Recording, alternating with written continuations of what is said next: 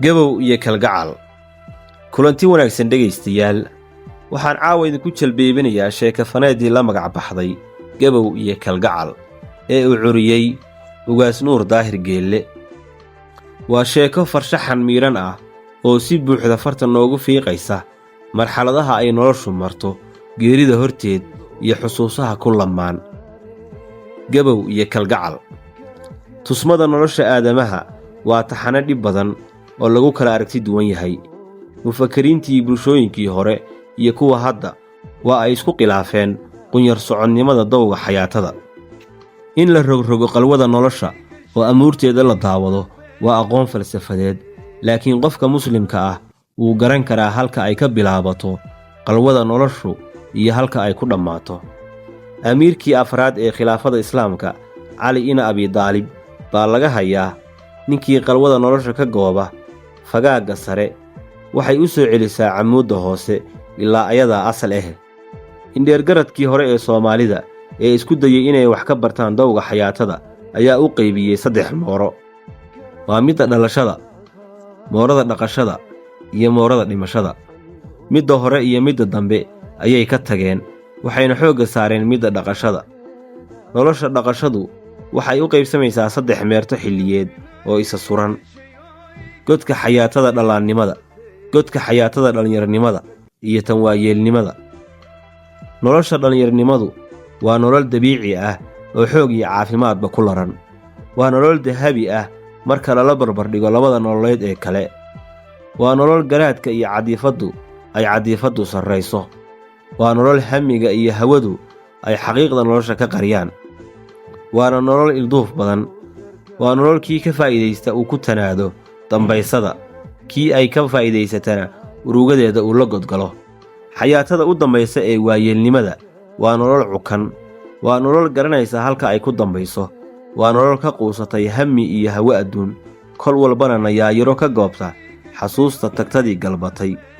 waa nolol xoogga iyo caafimaadkuba sidii xoog wiileed ay u hawaraacaan. had iyo jeeraalaba ruuxu markuu gaboobo oo coomir noqdo waxa uu ka fikiraa waayihii isaga soo maray. waxa uu dib u fiiriyaa curufyadiisii, ilduufyadiisii ayuu ka qoomameeyaa kana gubtaa.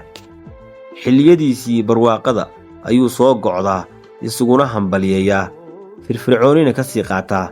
gasiinka keliya ee uu quutana waa milicsashada xasuusihiisii wacnaa. bal ninkaan ila eg oo adiguba humaaggiisa iska dhex jeedaali. da'diisu sano 80aad ayay madaxa kala baxda. waxa uu fadhiyaa goor casar ah hoos galbeedka gurigiisa. waxa aan meelaan ka dheerayn tusbax 200 ah ku wardiyeysa qoftii ay 20 jirkiisii isjeclaayeen. maalintaas magacyo badan ayay u lahayd, laakiin maanta wuxuu ugu yaraa ubax ciise. iyana waa da' oo isaga qudhiisa kama yara. guriga uu galabta fadhiyaa waa goob laga hayaamay oo gurboodkii uu ku koriyey dunida dacaladeeda ayay kala galeen. oo waxaa ugu dambaysay Sahra oo 20 ka hor halkaan laga gelbiyey arooskeeda. asagoo weli halkiisii fadhiya ayuu si xiiso iyo kalgacal leh u eegay, iyaduse uma jeedo, oo suuradaha qulhuwalle iyo inaacadaynaa oo xasuusteeda kaga haray qur-aankii tirada badnaa ee berigii ay yareed jimco walba kor ka akhrin jirtay ayay carrabka ku xagsanaysaa. maskaxdiisu way isrogtay. wuxuu si dhab ah uga fakaray waayihii iyada soo maray. waxaa maskaxdiisa wax isdaba maray oo hadba mawjad uu ku dhex hafta. waa isaga u shallaacay ee dhulka ku xariiqay si ay kaga caawiso xasuusta qotada dheer ee qalbigiisa ku soo maaxanaysa. wuxuu malaha u qabay inuu halmaamaye sow isaga durba soo dhiftay cawadii cagaarnayd. miyaa la iloobi karaa oo miyaa la iloobi karaa? waa 65 guu ka hor cawadii araggeeda ugu horraysay ee barshadooduna isla tisqaaday. waa cawo midabyo badan. waa 1 Luulyo 1960kii. waxa uu joogaa Muqdisho. waxaa habeenka geyiga Soomaaliyeed looga dabaaldegayaa xorriyaddii koonfureed iyo midnimadii labada gobol. waxaa geeska Afrika ka soo bidhaamaya jamhuuriyad la yiraahdo Soomaaliya. waxaana 76 guu kadib xamaamtooda ka guranaya saancadaalihii reer Yurub ee bulshada goobta ah gumeeyey, xuduudahana u kala ooday. waxa uu galabtaas ka mid yahay bulshadii Soomaaliyeed ee isku diyaarinaysay inay munaasabadda taariikhiga ah caawa ka qayb galaan.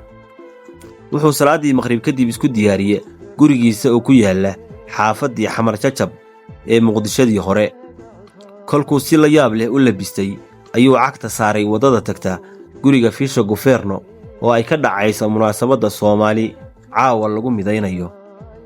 waxa uu farxad iyo wadaniyad la soo gucleeyaba waxa uu soo gaaray albaabka laga galo xarunta oo ku yaalla waddada Shangaani. dhan walba waxaa goobta kaga xardhan calan buluug ah oo xidig cad oo 5 geesa ay dhexda kaga taallo.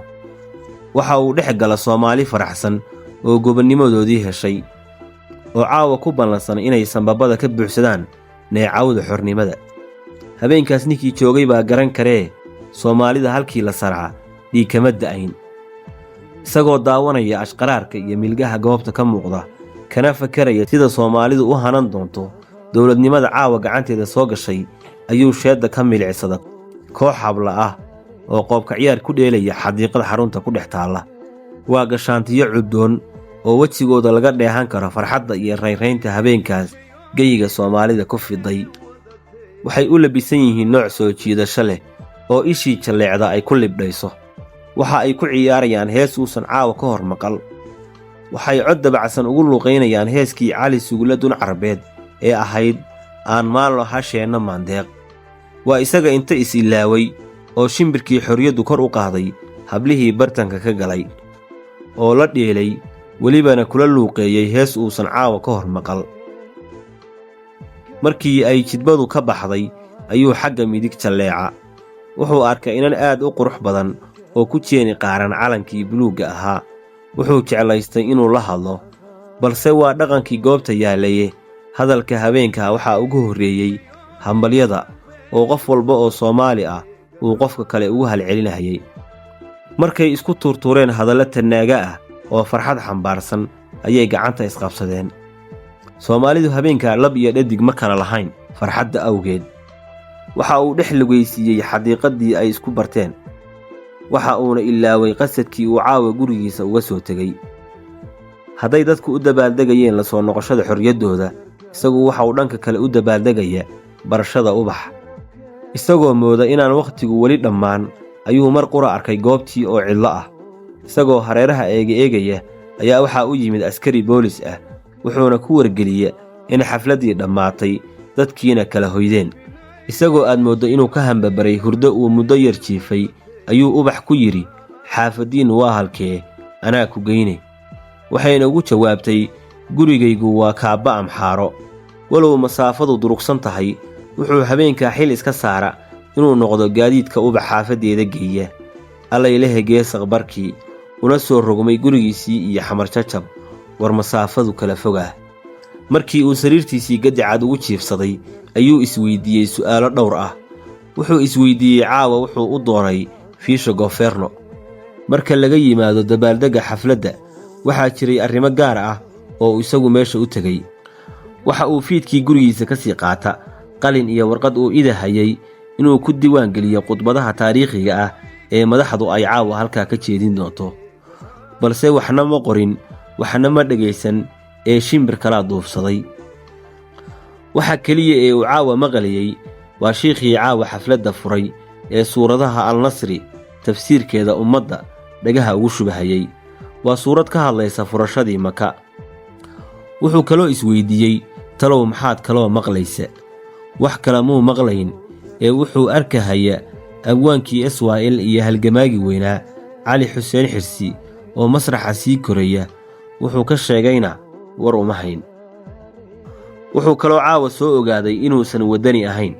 waa markii uu waayey gaari uu gurigeeda ku geeyo ubax, oo ay maskaxdiisa ku soo duushay fikrad shaydaan oo odhanaysa, yaa Talyaaniga gaari aan gashaantida ku qaata iga siiya, isna 10 sano oo gumaysi ah u saxiixa.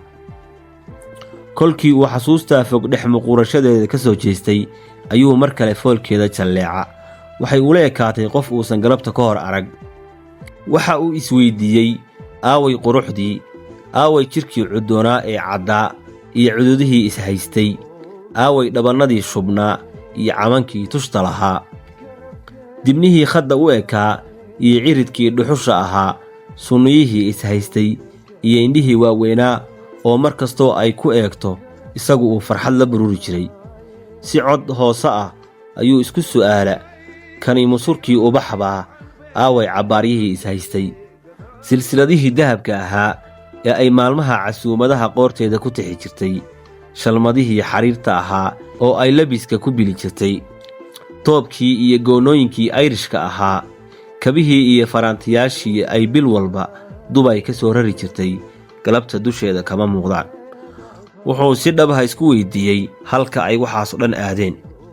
intii uusan ka fikirin su'aashaas waa asaga durba isku jawaabay. waxa uu ku gunuunuca meel kale ma aadin ee aniga iyo gabow ayaa ubax maaxdii ka idlaysannay.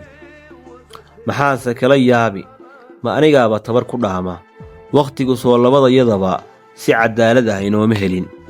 haddaan tabar hayo miyaan iyada ag fadhin lahaa? sawma aadeen magaaladii aan 4 sano ka hor socodka u waayey, maxaan isku ag fadhinnaa? kolba anuu waan garanayaaye iyadu may garanaysaa. waa tan koowaad, dadkii aan isnaqaannay iyada ayaa ka soo hadhay oo micid aan ubax ahayn baa sheekadayda garanaysa.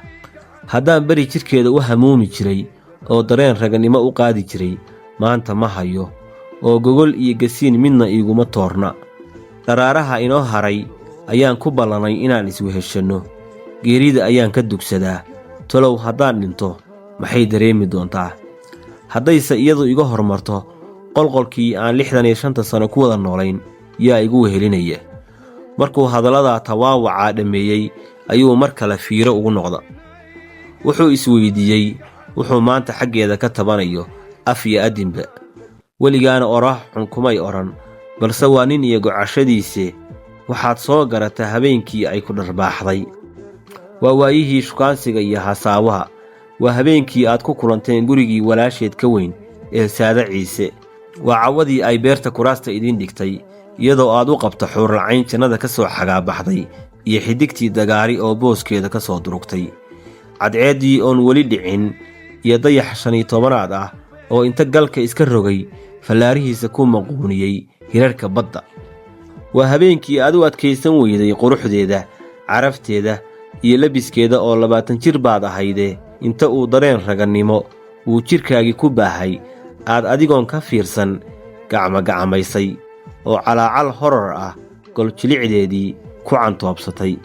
waa iyada sastay oo inan bay ahayde ku dharbaaxday. ma dharbaaxadaasaad u haysataa maanta? wax kalese ma gocanaysaa ayaad isweyddiisa. maya ayaad kol kale isugu jawaabta. wallaahi waa dharbaaxadan ku jeclaaday, qabkeedana ay igu tustay. waa middii ay gabarnimadeeda iiga ilaashatay. waa dharbaaxadii dhowrsanaanteeda ii iftiimisay. alla maxay gobonnimo u dhalatay oo gabal dhiciya waa baryeyba war aan ku farxo dhagaha iigu dhibcisa. maxay ninnimadayda dusha saaratay oo ay waayaha gunta igala gurguurata gob iyo caadkeed.